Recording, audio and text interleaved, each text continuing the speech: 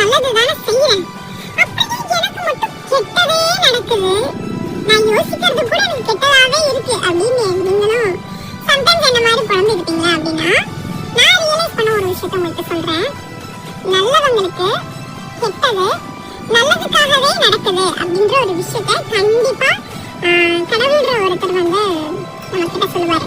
அந்த positive vibe அப்படின்றது இருக்கு இல்லையா, அது மூலமா கடவுள் கண்டிப்பா நமக்கு சொல்லுவாரு. நம்ம சொல்லுவோம்ல சம்டைம்ஸ் எல்லாம் நன்மைக்கு அப்படின்னு சொல்லுவோம், சம்டைம்ஸ் என்ன சொல்லுவோம், இதுவும் கடந்து போகும், இதுவும் சில காலம் எல்லாமே சொல்லுவோம். இன்னும் முக்கியமா சொல்ல போனா சம்டைம்ஸ் ஒரு சிலமான ஒரு ஹார்டரான டைம்ஸ் எல்லாம் அந்த டைமை யோசிச்சு பார்க்கும்போதே நமக்கு வந்து அழுகு வரும்.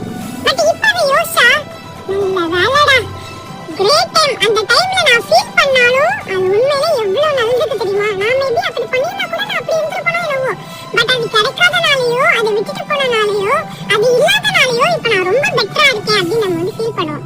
ஸோ ஒரே ஒரு விஷயம் மட்டும் மைண்ட்ல வச்சுக்கோங்க, நல்லவங்களுக்கு கெட்டது நல்லதுக்காகவே நடக்குது, நடப்பதெல்லாம் நன்மைக்கு.